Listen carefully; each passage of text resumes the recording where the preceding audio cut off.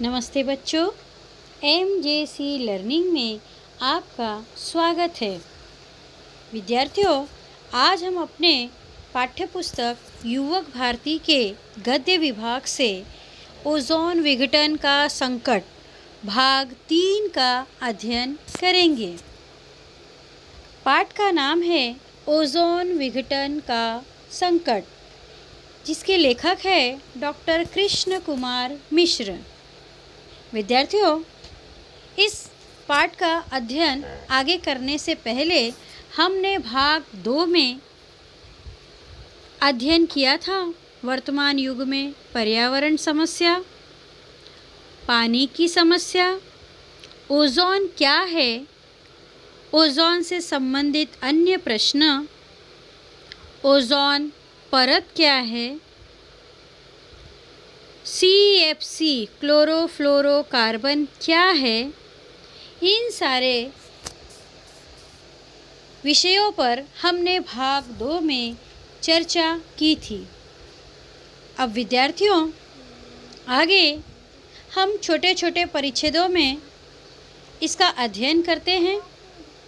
जैसे अगला परिच्छेद है, CFC यौगिकों का एक खास गुण है कि ये नष्ट नहीं होते।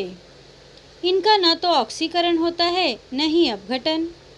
ये पानी में भी नहीं घुलते। यहाँ स्वाभाविक रूप से सवाल उठता है कि इस्तेमाल में आने वाले इन यौगिकों का आखिर होता क्या है। सबसे पहले एक अमेरिकी वैज्ञानिक FS रोलैंड का ध्यान इस प्रश्न की ओर गया। हमने भाग 2 में CFC क्लोरोफ्लोरोकार्बन की चर्चा की थी कि जब अमोनिया और सल्फर डाइऑक्साइड का उपयोग AC तथा फ्रिज में किया जाता था तो उससे निकलने वाली गैस पर्यावरण को प्रदूषित करती थी। तो हमने उसका विकल्प चुना CFC। तो इस CFC क्लोरोफ्लोरोकार्बन के कुछ गुण पाए गए कि ये कभी नष्ट नहीं होता, इनका ऑक्सीकरण नहीं होता, ये पानी में नहीं घुलते हैं। जब यह पाया गया कि ये नष्ट नहीं होते, ऑक्सीकरण नहीं होता है इनका और पानी में घुलते नहीं है, तो FS रोलैंड ने विचार किया कि ये यौगिक वातावरण में फिर जाते कहाँ हैं। और कई वर्षों के शोध के बाद इन्होंने वैज्ञानिक FS रोलैंड ने शोध किया और इसे नेचर नामक पत्रिका में प्रकाशित किया। चलिए पहले हम परिच्छेद पढ़ लेते हैं। उन्होंने इस दिशा में लगातार कई वर्षों तक अनुसंधान किया। उनका शोध पत्र जब 1974 में नेचर नामक प्रतिष्ठित पत्रिका में प्रकाशित हुआ तो पूरी दुनिया में एक हलचल सी मच गई। अपने पत्र में रोलैंड ने निष्कर्ष दिया था कि यौगिक धरती की ओजोन परत को नष्ट कर चुके हैं। शुरू में लोगों ने रोलैंड की बातों को कोई खास अहमियत नहीं दी। कुछ लोगों ने तो इन्हें आतंकित पर्यावरणवादी कहकर उनका उपहास किया, लेकिन कुछ ही साल बाद 1985 में ब्रिटिश सर्वे टीम के कार्यों में रोलैंड की बातों की पुष्टि सही साबित की गई। विद्यार्थियों, इसमें जो हमारे वैज्ञानिक है FS रोलैंड, इन्होंने शोध करके लोगों को बताया कि जो CFC से निकलने वाली विषैली गैस है वह डायरेक्ट सीधे ओजोन परत को क्षति पहुंचा रही है। जब लोगों ने उनकी बातों को सुना, पत्रिका में पढ़ा, तो सबसे पहले तो लोग उनका विरोध करने लगे। उनको आतंकित पर्यावरणवादी मतलब लोगों को पर्यावरण से डराना। फिर इन्होंने लोगों को बताया। FS रोलैंड ने CFC पर विचार किया। कई वर्षों के शोध के बाद नेचर नामक पत्रिका में उन्होंने CFC को प्रकाशित किया। उन्होंने CFC को क्वेश्चन विघटन का एक महत्वपूर्ण घटक माना, जिससे लोगों ने उनकी बातों को नज़रअंदाज किया तथा उन्हें आतंकित पर्यावरणवादी कहा गया। लेकिन उनकी यह बात सही साबित हुई। ब्रिटिश ने इस CFC की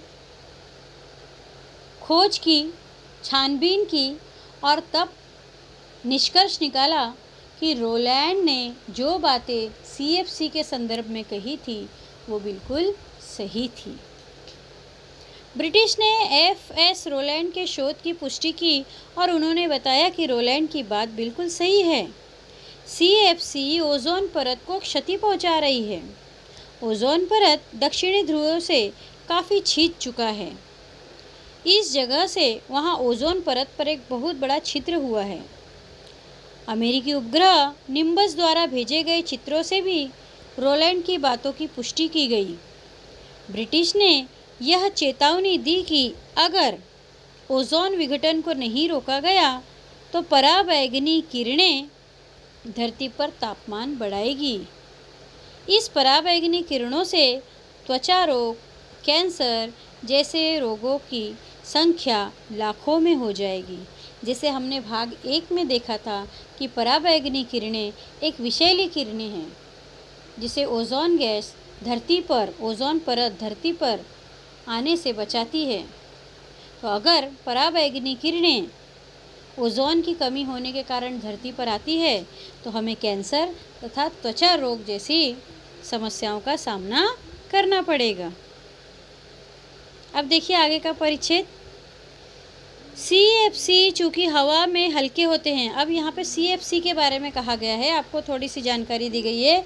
CFC क्लोरोफ्लोरोकार्बन, यह हवा से हल्की होती है और हवा से हल्के होने के कारण ये ऊंचाई पर जाती है। जैसे हम लोग गैस फुगा देखते हैं, आप गुब्बारा देखते हैं जिसमें गैस भरा होता है, वह हवा से हल्की होती है, इसीलिए वो ऊपर उड़ती है हवा से के भी ऊपर।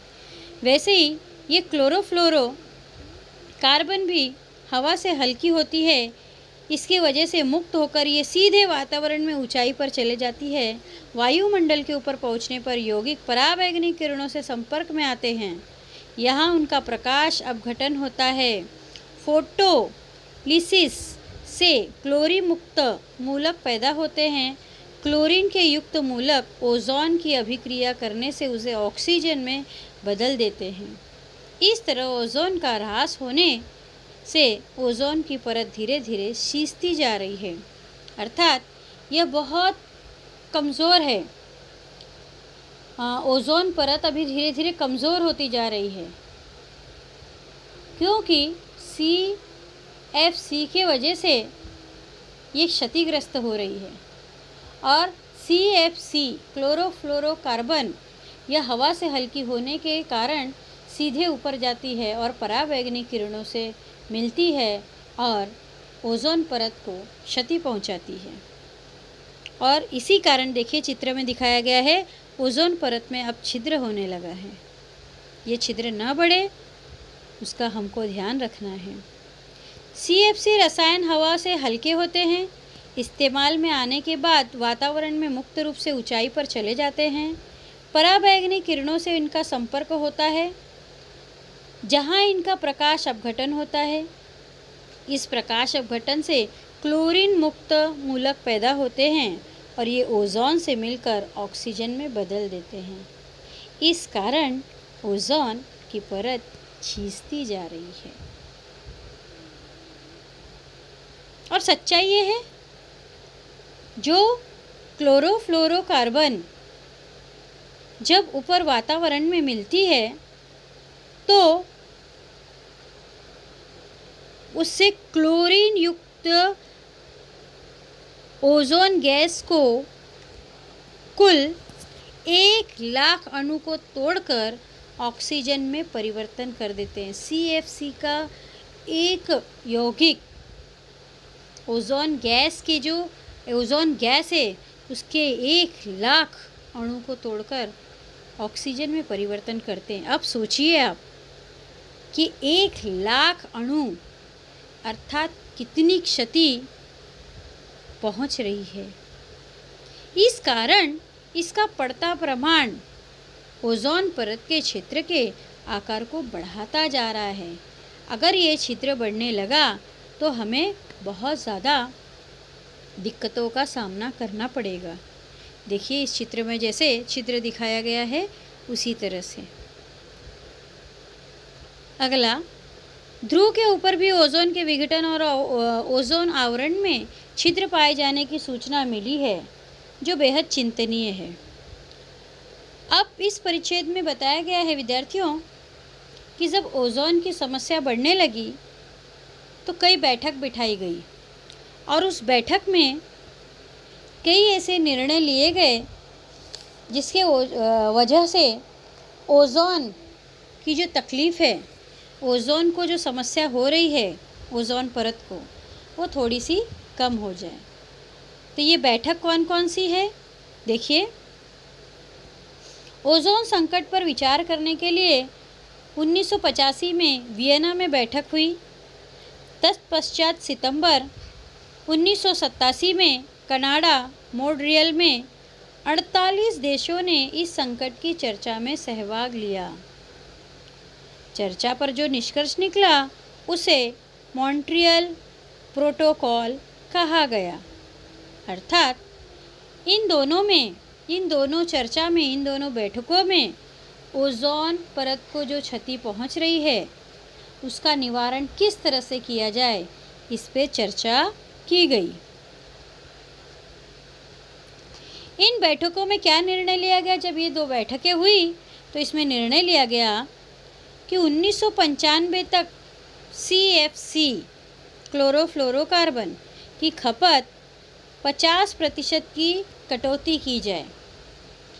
जितना CFC चल रहा है प्रौद्योगिक में, 50% उसकी कमी की जाए। 1997 में 85% करने की सुझाव रखा गया। इस निर्णय से कई जगह पर विवाद भी उत्पन्न हुआ। जो उद्योग जगत के लोग थे उन्होंने इसका विवाद किया, लेकिन वो ये भूल जाते हैं कि पर्यावरण को बचाना भी उतना ही ज़रूरी है जितनी हमारी ज़िंदगी। केवल लाभ कमाना ही ज़िंदगी नहीं होती है। अगर स्वस्थ हम नहीं रहेंगे तो लाभ कमाना भी कोई काम नहीं आएगा। देखिए अगला परिच्छेद। विकासशील देश चाहते थे कि इस पर आने वाला खर्च धनी देश वहन करे, क्योंकि ओजोन विघटन के लिए ये जिम्मेदार है। अब देखिए विद्यार्थियों, इस परिच्छेद में बताया है कि दो तरीके के लोग हैं, एक विकासशील देश है और एक विकसित देश है। विकसित देश अर्थात जो अपना विकास कर चुके हैं अपने देश का। विकासशील देश का अर्थ होता है जो अभी अपने आप को विकास कर रहे हैं, उसे विकासशील देश कहते हैं। उनका ये मानना था कि आज जो समस्या आ रही है वो आरामदेह वस्तु अर्थात फ्रिज AC की वजह से आ रही है, और यह विकसित देशों के उपयोग से हो रहा है। तो इसके लिए इसकी जो भरपाई है वह विकसित देश ही करेगा, और उसके लिए फिर एक बैठक बिठाई गई थी। उस बैठक में इन विचारों को रखा गया था। देखिए 1990 में दुनिया में 12 लाख टन CFC का इस्तेमाल किया गया, CFC का, जिसमें 30% केवल अमेरिका ही पाया गया।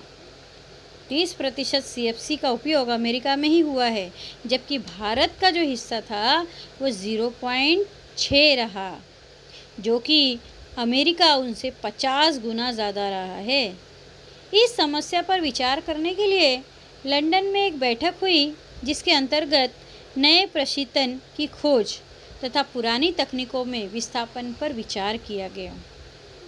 आखिर इस बैठक में निष्कर्ष क्या निकला विद्यार्थियों? विकासशील देश चाहते थे कि धनी वर्ग इस समस्या पर खर्च करे, क्योंकि धनी वर्ग के ही शौक से यह समस्या सामने आई है। इस कारण विकासशील देशों की कुछ रियायतें भी देनी होगी।